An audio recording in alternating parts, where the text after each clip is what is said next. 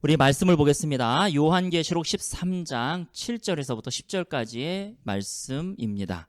요한계시록 13장 7절에서부터 10절까지의 말씀입니다. 우리 한 목소리로 같이 봉독하겠습니다. 또 권세를 받아 성도들과 싸워 이기게 되고 각 족속과 백성과 방언과 나라를 다스리는 권세를 받으니 죽임을 당한 어린 양의 생명책에 창세 이후로 이름이 기록되지 못하고 이 땅에 사는 자들은 다 그 짐승에게 경배하리라. 누구든지 귀가 있거든 들을지어다. 사로잡힐 자는 사로잡혀 갈 것이요 칼에 죽을 자는 마땅히 칼에 죽을 것이니 성도들의 인내와 믿음이 여기 있느니라. 아멘. 오늘 말씀의 제목은 누구든지 귀가 있거든 들을지어다. 누구든지 귀가 있거든 들을지어다 라고 하는 제목으로 하나님 말씀 증거하도록 하겠습니다. 먼저 오늘 조금 할 분량이 좀 곧잘 됩니다. 조금 됩니다. 그래서 먼저 선거에 대해서 짤막하게 얘기를 하고 우리 본 말씀을 들어가도록 그렇게 하겠습니다. 이번 선거를 통해서 여러 가지 염려하시는 그런 분들도 많이 계실 것입니다. 이번 선거에서 대한민국이 건국 이래로 180석이라고 하는 거대 정당이 탄생하는 초유의 사태가 벌어졌다고 사람들은 얘기들을 합니다. 이에 대해 현재 사전 투표에 대한 의혹이 일어나고 있습니다. 저는 개인적으로 이 나라는 이미 언론 통제가 되어 있기 때문에 이러한 의혹이 발생된다 하더라도 총선 결과에는 큰 영향을 미치지 않을 것이라고 생각을 합니다. 그리고 또한 오늘 말씀의 주제가 이러한 것이 아니기 때문에 시간을 많이 할애하지는 않고 잠시 몇몇 부분을 짚고 다음으로 가도록 그렇게 하겠습니다. 먼저 사전 투표율이 26.9%였습니다. 그러니까 거의 27%의 사전 투표율을 보였는데요. 상당한 영향력을 미치는 수입니다. 예를 들면은 더불어민주당의 고민정 의원과 그다음에 오세훈 이 두 사람이 맞붙었는데 57.51 사전 투표에서는 고민정 씨가 57이고 오세훈 씨가 40이었습니다. 당일 날 때는요. 오히려 완전히 뒤바뀌었죠. 고민정 씨가 44고 오세훈 씨가 52였습니다. 그러나 당선은 고민정 씨가 되었습니다. 만약에 사전 투표 빼고 당일 투표로만 얘기하자면 오세훈 씨가 압승입니다. 그러나 사전 투표라는 게 있었기 때문에 고민정 씨가 승리를 얻게 되었습니다. 역시 이수진 씨도 마찬가지입니다. 나경원 씨하고 접전을 벌였는데 사전 투표 말고 당시 그러니까 당일에는요 45대 50이니까 사실은 나경원 씨가 승리한 것입니다. 그러나 사전 투표에서 59대 36이 나왔기 때문에 역시 이 동작을에서도 나경원 씨가 패배하고 이수진 씨가 승리하게 되었습니다. 이만큼 사전 투표에 대한 의혹이 사실 작은 것은 아니라는 것입니다. 이 사전 투표 때문에 수두룩하게 많이 떨어지게 되었습니다. 그러나 이 사전 투표를 우리가 잘 보면은요. 민주당과 미래통합당이 똑같은 비율로 존재하고 있다는 것을 우리가 조금 발견하게 됩니다. 6대 3이나 5대 3입니다. 보시면은 제가 빨간색으로 칠해져 있는 부분을 여러분이 보시면은 이해가 되실 것입니다. 65대 32, 홍익표 전수희 씨는 60대 34, 59, 39, 54, 39, 61, 33, 57, 40, 59, 34. 어떻게 비율이 이렇게 똑같은 비율로 나올 수가 있는가? 그 다음 또 보시면은요, 녹색으로 칠해져 있는 거를 보시면은 67, 29, 65, 31, 63, 33, 70, 27, 63, 6대 3, 6대 3, 6대 3, 6대 3, 그 정도 6대 3, 그 정도입니다. 그 다음 파란 선을 여러분 보시면은 역시 6대 3, 6대 3, 6대 3, 6대 3 정도, 6대 3 이런 것들을 발견할 수가 있습니다. 제가 고등학교 수학을 학원에서 가르쳤지만 이렇게 나오는 경우는 거의 없습니다. 이렇게 나올 수가 없습니다. 마치 짝이라도 한 듯이 이렇게 나왔다. 자, 오른쪽 당일날을 보시기 바랍니다. 두 번째 의혹은요, 당일날하고 또 이렇게 사전투표 사이에 크다는 거죠. 차이가 크다는 거죠. 모집단이라는 게 있습니다. 예를 들면 10,000명 중에 안경 쓴 사람이 4,000명입니다. 10,000명 중에. 그러면 일반적으로 10명을 사람들을 착출하게 되면요, 그 중에서 4명은 안경이 쓰게 되어 있습니다. 당연한 것이죠. 자, 그런데 이 사전 투표했던 사람들의 숫자는 상당히 많습니다. 몇백만 명입니다. 그렇기 때문에 뭐 어쩌다가 10명 정도 뽑으면 안경 안 쓴 사람들만 뽑을 수도 있겠지만, 그러나 일반적으로 몇백만 명 이 수준으로 가게 되면은요, 그거는 똑같은 비율로 우리가 갖게 되어 있습니다. 그러니까 당일과 사전투표의 비율이 같아야 된다는 것입니다. 그런데 잘 보시면은요, 빨간색 있는 거를 보시면은 역시 완전히 다르고요. 녹색도 다르고, 그 다음에 파란색도 완전히 다릅니다. 자, 이것은 실제적으로 수학에서는 있을 수 없는 일입니다. 자, 그 다음에는요, 그러면 연령대를 우리가 좀 보시면, 사전 투표한 사람들의 연령대가 조금 이렇게 젊었었나 보다, 이렇게 우리가 생각할 수 있겠지만, 연령대를 보시면 50대, 60대 이상이 가장 많습니다. 이분들이 민주당을 뽑을 확률은 별로 없지요. 자, 뿐만 아니라 투표 관리단의 이름도 조작했다는 의혹이 있습니다. 보시면은 이렇게 실제로 본인이 쓴 거와 저렇게 가짜로 쓴 것이 지금 발견이 되고 있고, 또 보시면 역시 정대현 씨라고 하는 사람도 이렇게 발견이 되고 있습니다. 누군가는 원래 사람 거를 띄고 거기다가 대리 써가지고 넣었다는 것이죠. 자, 이런 의혹들도 실제로 있습니다. 이거는 팩트입니다. 네 번째, 대리 투표 의혹도 있습니다. 내가 투표하러 갔는데 이미 내가 투표돼 있다는 거예요. 여러분, 이런 거를 경험하시게 되면은 어떤 생각이 드시겠습니까? 자, 다섯 번째는요, 또 사전 투표된 용지 이송 장면을 찍은 사진이 있습니다. 자, 한 표 한 표가 중요한 시점에서 저렇게 아무런 포장이나 뭐 조치 없이, 뭐 경찰이 동행하는 것도 아니고 저렇게 운반을 하고 있습니다. 그러므로 인해서 투표함 바꿔치기도 일어날 수 있는 거죠. 이러한 일들이 지금 벌어지고 있는 상황 속에서 제 개인적으로는 사전투표는 부정선거가 맞다라고 거의 생각이 가고 있습니다. 그러나 오늘 이것을 모르기 때문에, 이 사전투표의 부정선거 의혹을 모르기 때문에 하는 얘기가 아닙니다. 이거를 다 알고 있고요.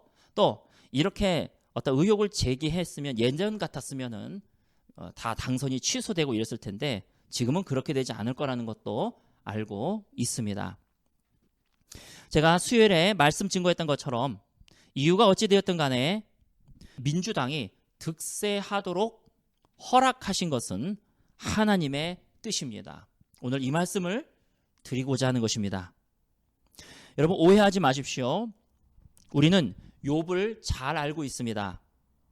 욥이 병들고 가족과 재산을 잃어버리는 것, 하나님이 그렇게 하신 건 아니죠.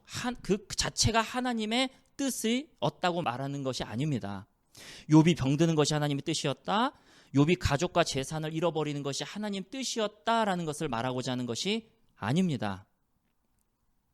어떤 기간 동안 사단이 그렇게 하도록 허락하시는 것, 어떤 기간 동안 사단이 그렇게 하도록 허락하시는 것이 하나님의 뜻이었다는 것입니다. 역시 마찬가지로 지금 이렇게 민주당이 하나님의 어느 기간 동안 득세하도록 허락하시는 것이 하나님의 뜻이라는 것입니다. 우리는 그렇게 허락하신 하나님의 목적과 뜻을 다 이해할 수는 없습니다. 그러나 이 모든 것이 합력하여 하나님의 목적대로, 하나님의 뜻대로 이루시기 위한 하나의 과정이라고 하는 것은 우리가 압니다. 우리 주님께서 합력하여 선을 이루실 것입니다. 우리 주님을 찬양합니다. 우리가 단지 해야 될 것은 하나님이 이것을 허락하셨구나라는 것을 우리가 알고 주님이 어떻게 일하실지, 주님이 어떻게 역사하실지, 만물을 주관하시는 그 하나님이 어떻게 이 나라를 이끌어 가실지를 우리가 기대하며 오직 그분께만 찬양을 올려드리고 오직 그분께만 모든 영광을 돌리는 것입니다. 아마 이 결과로 인해서 앞으로 아마 경제적으로 또 정치적으로 또 전염병적으로 쉽지 않은 시간을 보내게 될 것입니다. 경제적으로는요, 사회주의, 공산주의의 정책으로 인해서 경제의 침체나 파탄의 길로 가게 될 것을 예상하시기 바랍니다. 정치적으로는 헌법을 개헌하려고 할 것입니다. 그래서 자유주의와 시장 경제에서 탈피하려고 노력할 것입니다. 또한 모든 권력의 최고기관인 공수처를 설치해서 정부에 협조하지 않은 모든 기관이나 인사들을 신문할 것입니다. 전염병에 대한 것은 조금 후에 전하도록 하겠습니다. 이렇게 우리나라가 어려운 상황으로 가게 될 것은 맞습니다.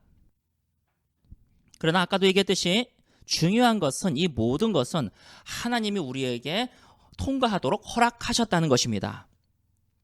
중요한 것은 이 어두운 기간은 진정한 복음을 따르지 않고 넓은 길을 걷는 교회와 신도들에게는 심판의 기회가 될 것입니다. 그러나 옛적 그 선한 길, 즉 우리 믿음의 선진들의 길인 진정한 복음을 따라서 좁은 길을 걷는 교회와 성도들에게는 회개의 기회와 믿음의 연단의 시기가 될 것입니다.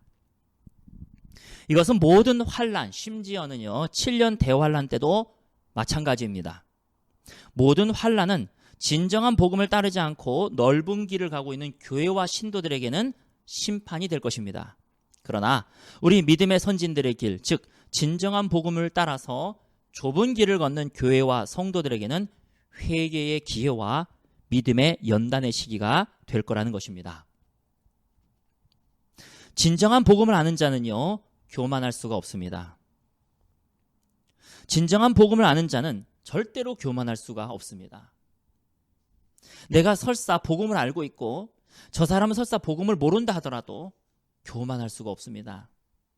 왜냐하면 나도 하나님이 나에게 은혜를 베풀어 주셔서 아는 것뿐이고 저 사람은 아직 은혜를 베풀어 주시지 않아서 모르는 것뿐입니다.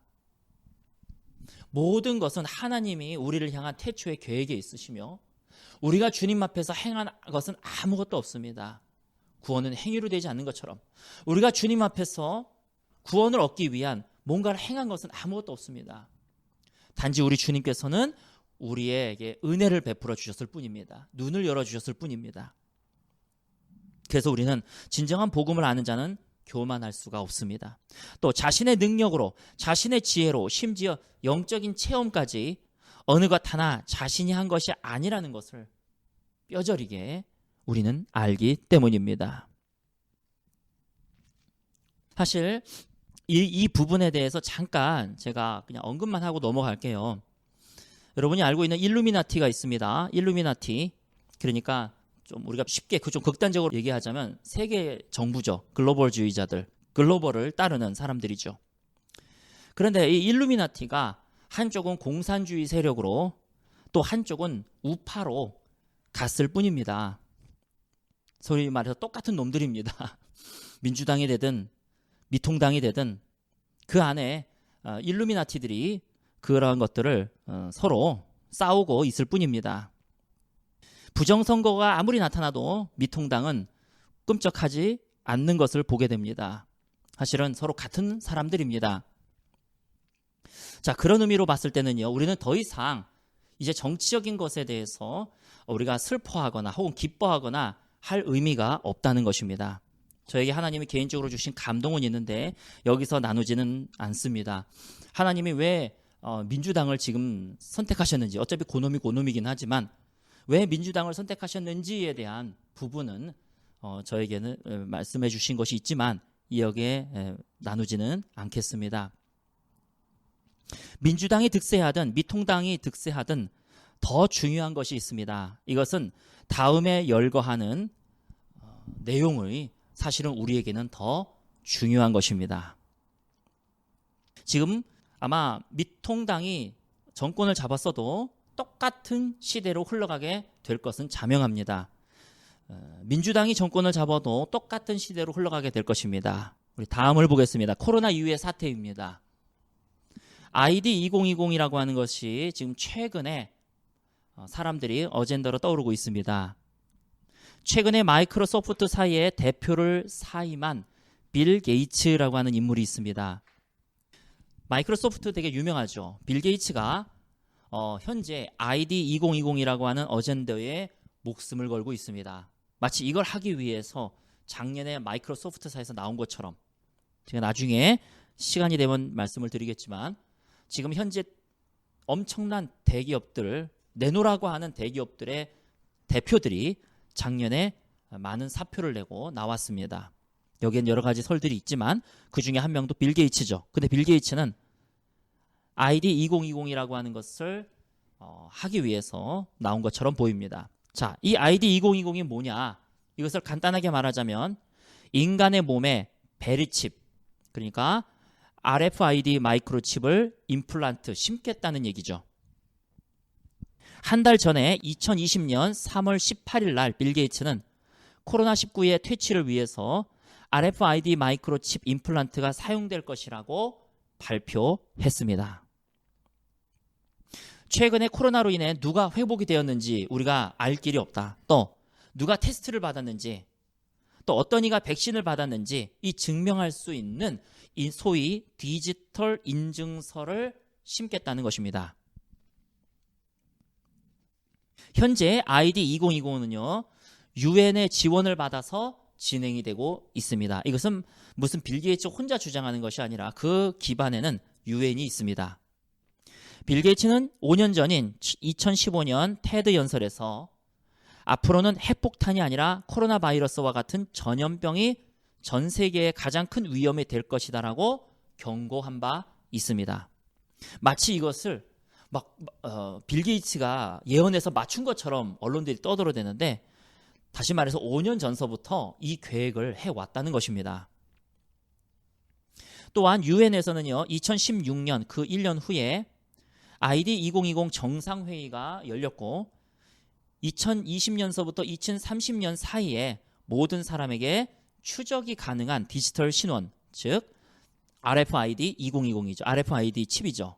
이 신원을 제공하자는 아젠다 ID 2020을 결의를 했습니다. 사진에 보면은 베리칩을 가지고 왔습니다.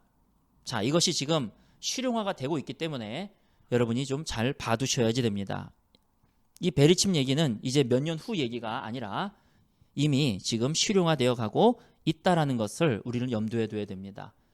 민주당이 되든 미통당이 되든 누가 되든 간에 이 물결은 막을 수가 없습니다. 우리가 더 중요한 것은요, 이제는 이 정치적 어젠다가 중요한 것이 아니라 우리는 이 앞으로 있을 그러한 하나님의 말씀에 대한 어젠다가 더 중요합니다. 아주 작습니다. 쌀알 크기라고도 얘기하는데 저 작은 것을 사람의 몸에다가 심는 것입니다. 제가 영상을 2개를 갖고 왔는데 하나는 한 40초 정도 되는 거고 하나는 3분 30초 정도 되는 것입니다. 베리칩을 심는 것을 한번 여러분 보시기를 바랍니다. That's why I tend to think that the microchip might be the mark of the beast.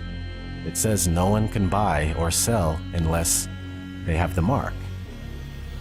People all over the world are doing experimental microchipping. Not to mention what's happening now with ID 2020, we're also moving towards a cashless society with every day that passes. This pandemic is carrying multiple agendas forward. The push for centralized control of information, which is censorship and narrative control. The cashless agenda forming out of the economic crash taking place right now and the fear of passing germs through the use of physical money. Martial law, quarantines. 자, 저기에 보시면은 베리칩을 넣는 거는 몇 초 걸리지 않습니다. 뭐 한 10초도 안 걸리는 것 같아요. 그러면은 이 베리칩이 이미 그 사람 내에 들어간 것입니다. 저 RFID 마이크로칩은요, 저 사람에 대한 모든 정보가 다 저 속에 들어가 있습니다. 경제적인 거, 정치적인 거, 뭐 인터넷에서 무엇을 했는지까지도 하여튼 저 스캔만 하게 되면은 저 사람에 대한 모든 정보를 다 볼 수 있는 그런 마이크로 칩인 것입니다. 그리고 중간에 이렇게 결제하기 위해서 손을 이렇게 갖다 대는 거 보셨을 겁니다. 그렇게 해서 결제가 이루어집니다. 자, 저 영상을 하나 더 보겠습니다.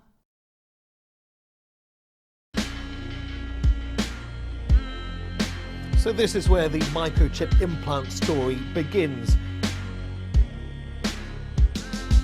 You will be chipped, it's just a matter of time. A small firm recently embedded microchips in their employees as a way to bypass company badges and corporate logons and to get attention for their cafeteria kiosks, which are available on a cashless payment plan like Apple Pay. The latest office innovation is a microchip implanted in the skin and designed to replace the traditional keypad for opening doors, using the copier, even buying food in the cafeteria.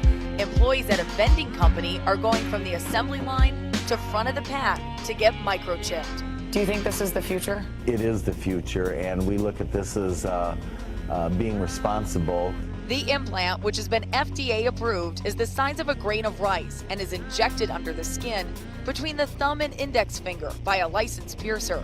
I think it's the wave of the future that we'll all have implanted chips that have our medical records. So you would do it? Sure. Okay. You're carrying around a phone anyway. This is a microchipping party. Hannah's getting an electronic chip implanted into her hand. So congratulations, Hannah. Thank you. You've been chipped? Yes, I have. How does it feel? It feels good. I'm excited to see what I'll be able to do now. Can I touch it? Yeah, you can feel it there. I feel like this is the future. It's the next big thing that's going to happen. A tiny microchip like this inserted just beneath the skin in their hands.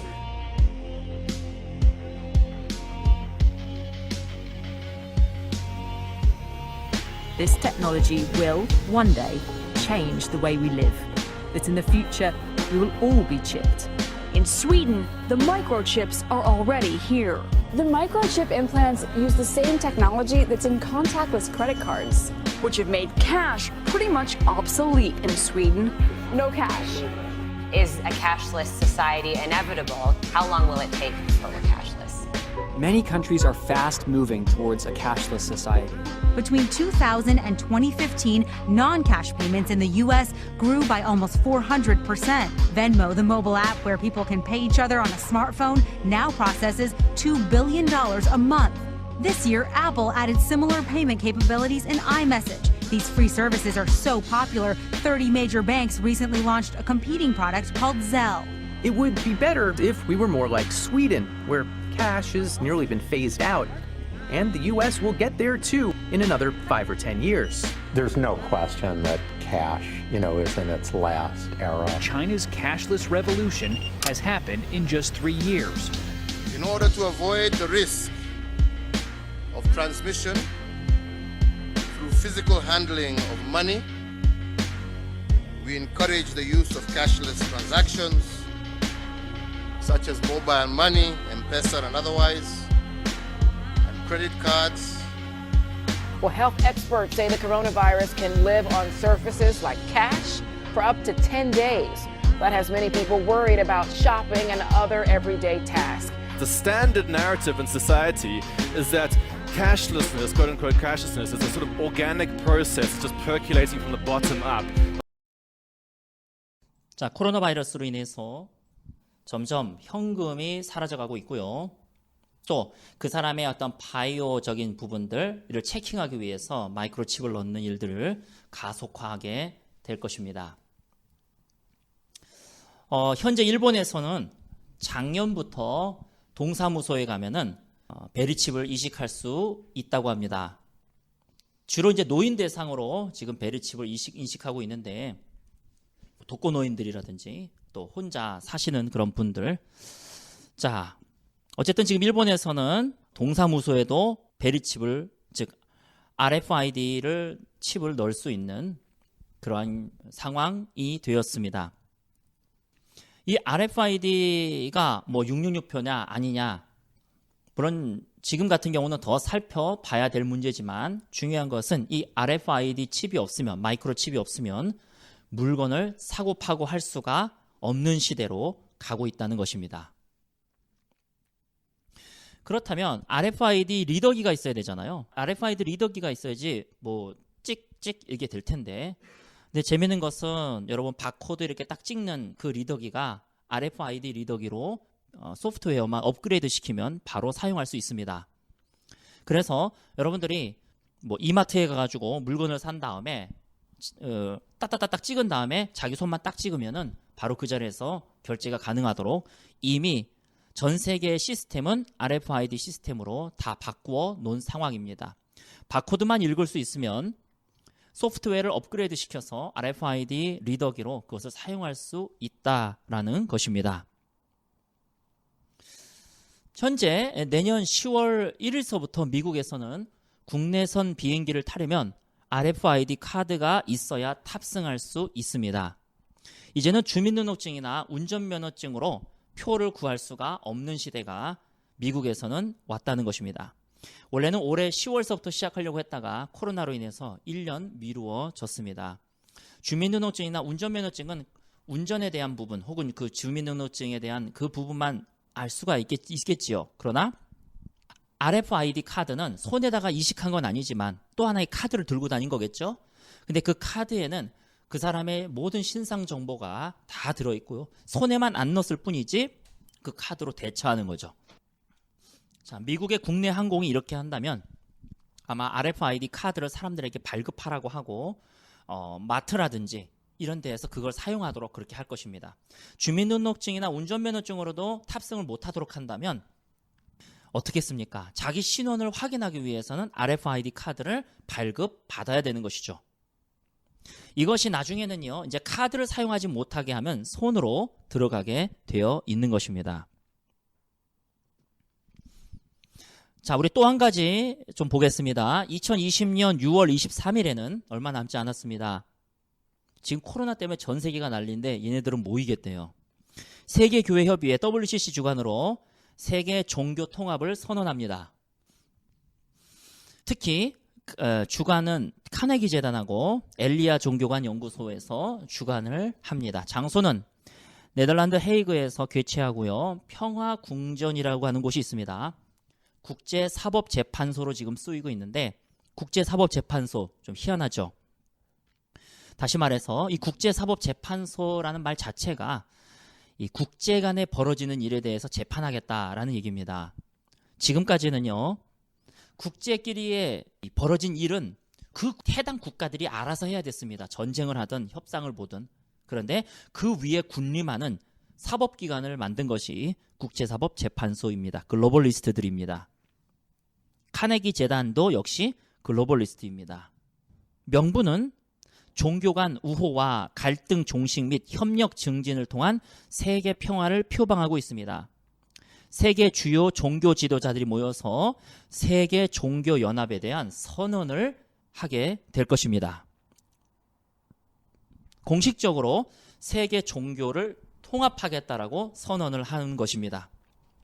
이것이 바로 그 평화궁전인데 참 자연도 이쁘고 그런데 왜 사람들은 정신이 그런지는 모르겠습니다.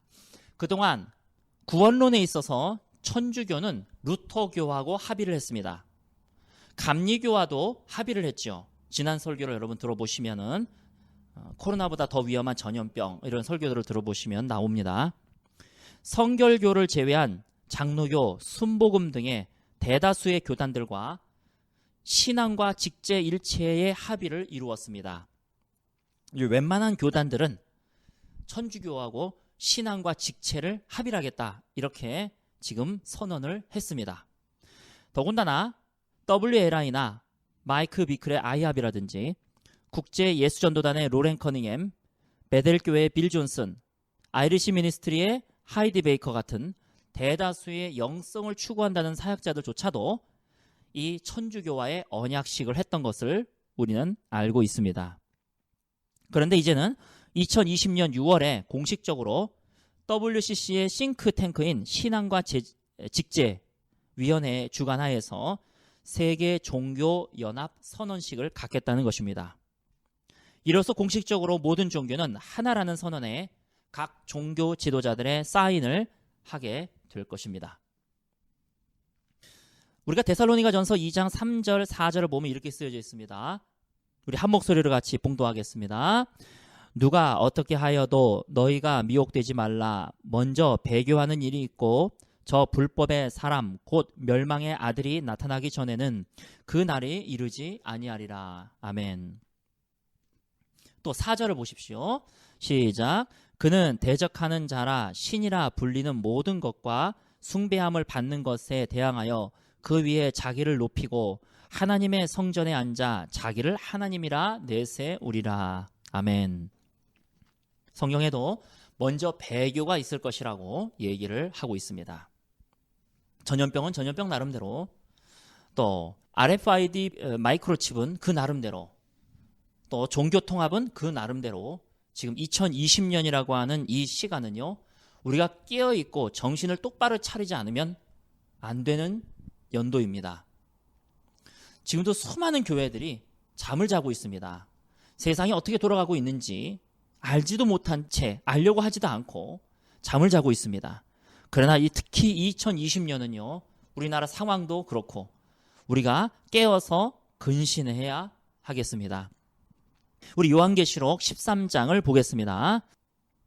요한계시록 13장을 보고 우리가 말씀을 마치려고 합니다. 요한복음 13장에는요, 세 개의 통합이 나와 있습니다. 1절에서부터 10절까지는 정치적인 통합입니다. 1절에 보면 내가 보니 바다에서 한 짐승이 나오는데 뿔이 10이고 머리가 7이라. 그 뿔에는 10 왕관이 있고 그 머리들에는 신성 모독하는 이름이 있더라. 바다에서 한 짐승이 나옵니다. 이 짐승이 바로 정치적 대표자입니다. 2절을 보십시오. 내가 본 짐승은 용 표범과 비슷하고 어떻게 생겼고 써 있고요. 용이, 여기서 용은 옛뱀, 사단이라고 하는 옛뱀이죠. 우리가 알고 있죠. 사단이 자신의 능력과 보좌와 큰 권세를 그 짐승에게 줍니다.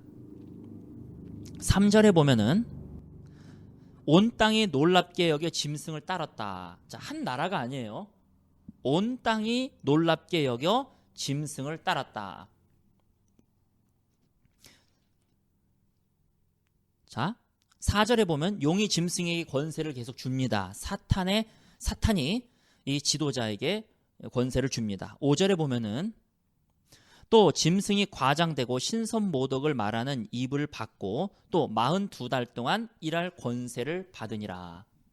42달은 3년 반입니다. 그래서 전 3년 반과 후 3년 반으로 나누게 되는 거죠.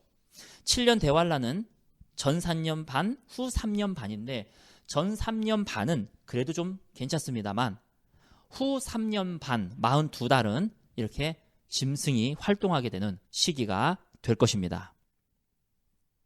7절에 보면은요, 또 권세를 받아 성도들과 싸워 이기게 되고 각 족속과 백성과 방언과 나라를 다스리는 권세, 모든 백성을 다스리고 모든 방언을, 모든 나라를 다스리는 권세를 가지게 되었다. 이것은 세계의 정부라고 우리는 일반적으로 해석을 하고 있습니다. 근데 7절에 보면은 성도들과 싸워 이렇게 돼 있어요.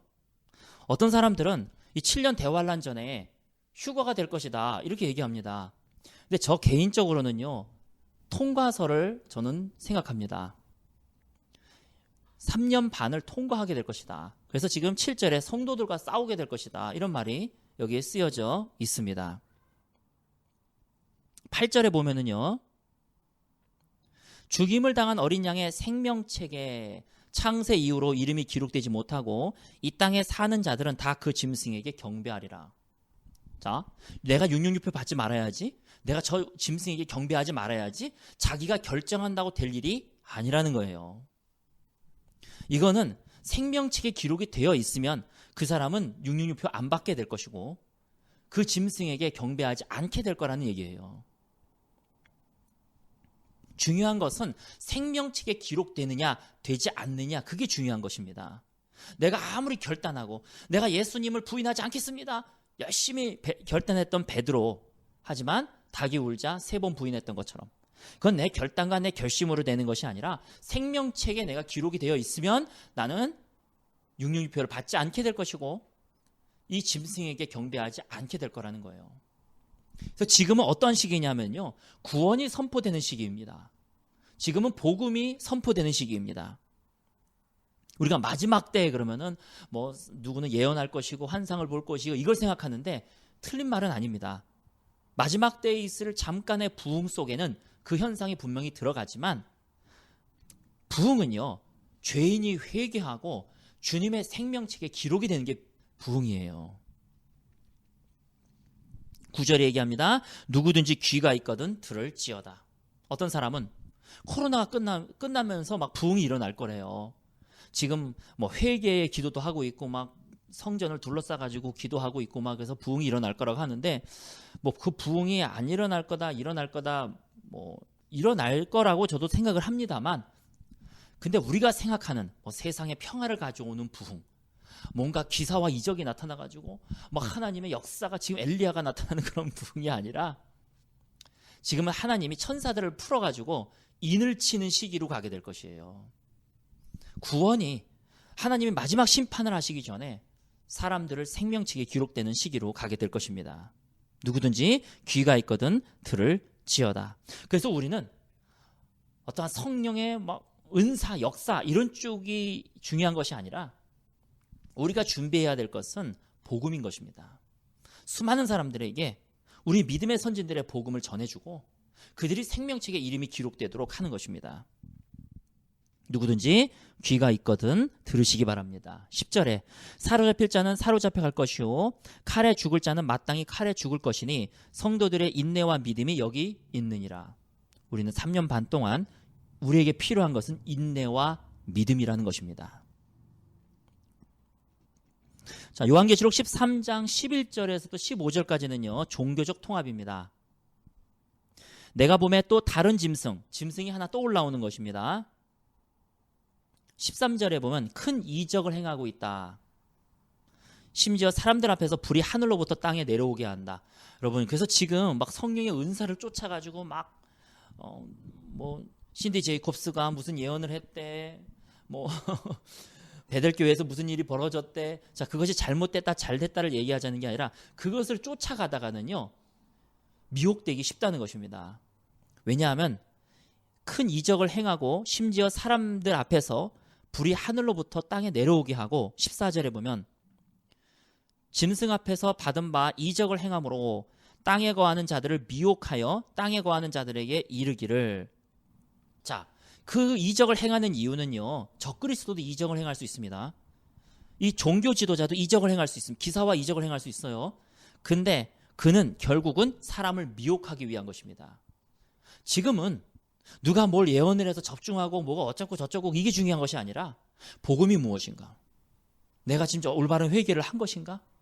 내가 하나님의 생명책에 기록되어 있는가? 그래야 여기서부터 미혹되지 않는 것입니다. 지금 많은 교회들이요. 성령이여 임하소서. 저도 그 찬양 많이 부릅니다. 부흥 때는 그런 일도 분명히 있을 것입니다. 그런데 그게 부흥인 것 같은 막 예언할 것이요. 뭐 환상을 보고 이게 부흥인 것처럼 생각하는 사람들이 많이 있다는 것입니다. 그래서 지금도 누가 무슨 예언자 쫓아다니고 뭐 성령의 임재 쫓아다니고 막 합니다. 부흥이 일어나면 당연히 예언도 있고 성령의 임재가 있지만 메이저는 그게 아니라는 거예요. 그거는 성령의 은사는 하나님이 우리에게 주시는 선물입니다. 가장 중요한 것은 성령의 열매입니다. 내 안에 성령의 열매가 맺어져 가느냐 하는 겁니다. 내 안에 사랑이 늘어져 가느냐, 내 안에 내 마음속에 온유가 점점 성해져 가느냐, 내 안에 인내심이 점점, 내 안에 믿음이, 이런 성령의 열매에 우리의 포커스를 맞추고 거기에 성령의 은사가 임하게 돼서 하나님의 영광을 나타내는 것이죠. 근데 많은 사람들은 마지막 때를 준비하는 이제 부흥이 일어날 것이다 그러면서 자신이 변하고 있는지, 내 안에 성령의 열매들이 맺혀지고 있는지에는 큰 관심을 두지 않고 믿음의 은사가 있대, 말씀의 은사가 있대, 예언의 은사가 있대, 거기를 쫓아다니고 있다는 거예요. 마치 성령님이 임하시면 자기가 변할 것 같은, 성령의 은사가 임하면 내가 변할 것 같은 착각, 성령의 은사의 현장 속에 들어가면 마치 내가 성령의 9가지 열매도 같이 맺어질 것 같은 착각 속에서 살아간다는 것입니다. 그러나 그거와는 별개입니다. 14절 끝에 보면은요, 이렇게 미혹해서 우상을 만들라라고 얘기하고 15절에 그가 권세를 받아 그 짐승의 우상에게 생기를 불어넣어 줍니다. 그리고 짐승의 우상으로 말하게도 하고 사람들로 하여금 절하게도 경배하게도 합니다. 마지막으로 16절서부터 18절까지는 경제적인 통합입니다. 정치적 통합, 종교적 통합, 그 다음에 경제적 통합입니다. 16절에 그가 모든 자, 곧 작은 자나 큰 자나 부자나 가난한 자나 자유인이나 종들에게 그 오른손이나 이마에 표를 받게 하고 누구든지 이 표를 가진 자 외에는 매매를 못하게 하니 이 표는 곧 짐승의 이름이나 그 이름의 수라. 지혜가 여기 있으니 총명한 자는 그 짐승의 수를 세어보라. 그것은 사람의 수니 그의 수는 666이니라. 그래서 현재 진행되고 있는 관점은요, 정치적 통합에서는 세계 정부가 수립이 되고 있고요, 종교적 통합에서는 세계 종교 통합 선언이 6월에 있게 되고요. 자, 6월서부터 종교적이 완전히 통합이 됐다, 13장 일이 발생할 것이다, 그것을 얘기하는 게 아니라 지금 이 통합으로 가고 있는 모양새를 정리한 겁니다. 마치 6월 23일서부터는 요한계시록 13장 11절이 성취가 되고 이런 뜻이 아니고요, 그 모양으로 지금 가고 있는 것을 정리해 놓은 거예요. 경제적 통합은 RFID 마이크로칩으로 가고 있다는 것을 우리가 볼 수가 있습니다. 말씀의 결론을 짓겠습니다. 그러나 저는 개인적으로 출애굽기의 10가지 재앙은 마지막 시대의 징조와 비슷하다고 봅니다. 10가지 재앙이 미치지 못했던 고센 땅, 우리는 그곳으로 가서 그곳에 머물러야 합니다. 이스라엘에게는 고센 땅이 있었다는 것입니다. 그리고 이집트에 내렸던 10가지 재앙은 그 고센 땅에는 미치지 못했다는 것입니다. 하나님이 노아의 시대 때도 사람들에게 심판을 내리지만 노아와 그 가족에게는 미치지 못했습니다. 이 미치지 못하는 땅이 존재합니다. 우리는 그곳으로 가서 그곳에 머물러야 합니다. 오직 하나님이 내 삶의 전부가 되시기를 바랍니다. 재정도, 사람도, 환경도 나의 전부이신 우리 주님의 자리를 대신할 수가 없습니다. 우리 주님이 내 삶의 전부가 되는 곳, 바로 그곳이 바로 안전한 고센 땅인 것입니다. 지금 우리가 해야 될 일은요, 미래에 대한 준비는요, 예수님이 내 삶의 전부가 되게끔 하는 거예요.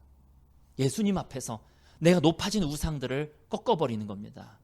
내가 예수님보다 더 사랑하고 예수님이 내 전부가 아니라 다른 것들이 침투해 들어오는 것들을 내가 막는 것입니다. 그것이 우리가 해야 될 일인 것이지, 사람들이 자꾸 헛다리를 짚고 있다는 거예요.